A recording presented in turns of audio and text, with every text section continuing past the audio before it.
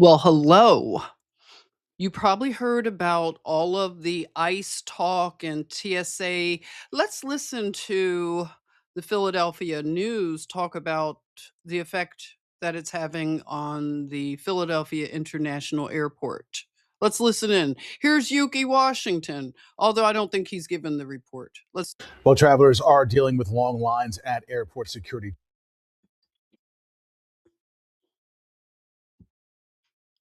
checkpoints. TSA callouts are reaching record levels as the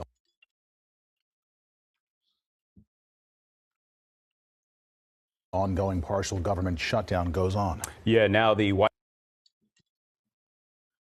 I don't know why it's doing this. House confirming that ICE agents are being sent to 14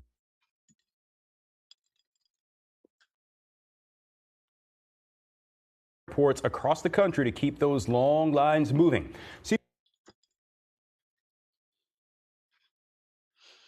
News Philadelphia's Dan Snyder is live at PHL with the very Dan Snyder? What? Is that his name? Dan Snyder? Isn't that a name? latest where people are milling about behind him. Good afternoon, Dan. Why is it doing this? Sorry, you guys. Yeah, Don Ciappa, within the last 2 hours. Okay, this is probably not going to work out. But if you can hear me, okay, I'm just pouring a little lemonade. CBS News Philadelphia has confirmed that those agents.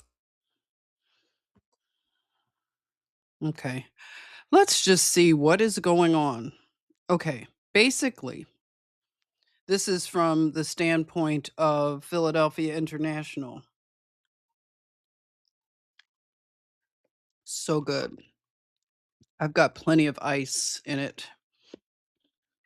Let's see. Do I have any more ice? All my ice is in here. Okay, so ICE agents have arrived. Yes. Philadelphia International. Let me tell you about Philadelphia International.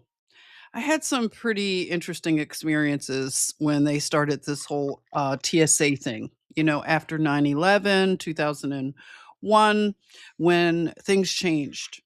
Taking off your shoes. You better have socks on. The floor is dirty. Alex Jones has told us not to go through the turnstile thing that's zapping you with radiation. So I opt for going through where they're just about, wow, touching you, and my goodness, no dinner, no greetings. So I did that for a while. They really don't like when you opt for the pat down. So I think they violate you even more just to get back at you. And that just always made me unpopular, I think, with the TSA people. So they tried me a few times at the Philadelphia airport. I'll just say Philadelphia has been one of the more challenging airports for me personally. Now, I wore my hair for the last few years like, the Princess Leia buns. Do you know at Philadelphia International Airport, they wanted me to take my Princess Leia buns down so they can search what's in the bobby pins. Like, what do I have? Explosive bobby pins? You mean Johns? And it was a bunch of mean Philly Johns, okay? And whenever I had to fly out of Philadelphia, I would dread going and having to encounter the TSA Johns because I don't know what it was. They just wanted to try me. And I was tried at another airport. I'm trying to think, was it Texas? Somewhere. And a woman, I was wearing an afro. Yeah. So I had this afro and she told me she had to search my afro. And I let her know, you won't be searching my afro, ma'am. No. And she got a little bit huffy, turned red, and she tried to get a black TSA agent to see if maybe I would comply. And I let her know she can't touch my hair either. Okay. Neither one of you are going to touch my hair. Thank you. And we had a little standoff until they just let me go. Then another experience I had where I'm standing in line, my daughter and I were traveling, and there was a man in front of us. He was just average looking American, white guy, blonde hair, whatever. And they are the TSA, they're making him take his prosthetic leg off. I told you guys about this. He had to take his prosthetic leg off right there in front of all of us. And they just do this dramatic thing where they take his leg and they put it up in the air and they're winding it and wanding it and all that. Like, look, all the drama in the air. And when I witnessed this, I couldn't take it. My daughter was like afraid, "Oh no, here we go. She's going to get locked up."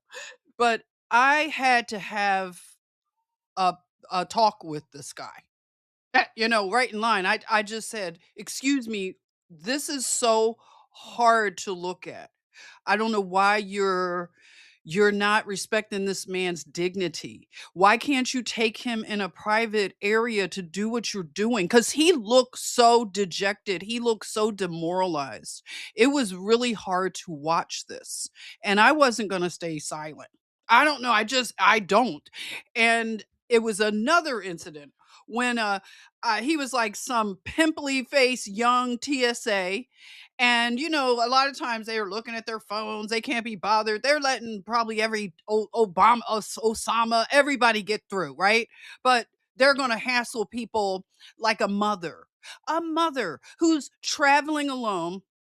This is during the mask mandates, which I didn't comply. I was always either drinking something with a straw, eating popcorn, and, I wasn't wearing the masks. So there's a mother traveling alone with an infant, and she's got her milk bottles and everything in the baby bag.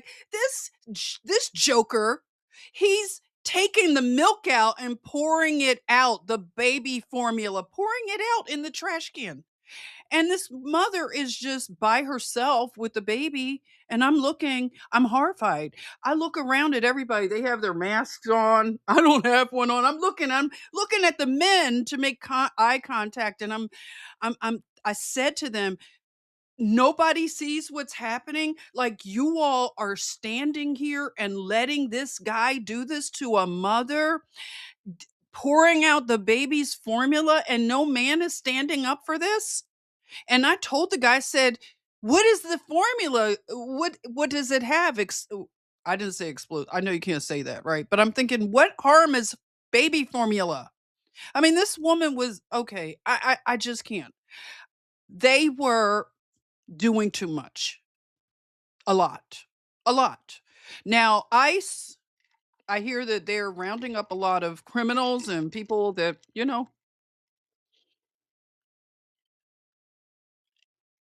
defy laws. And I don't know. We'll see how the lines, you know, how it goes. I think that maybe traveling, maybe you might want to put a pause on traveling for a minute if it's not necessary. That's just my opinion. But okay, so TSA is out, ICE is in. Just wanted to share my opinions. Let me know.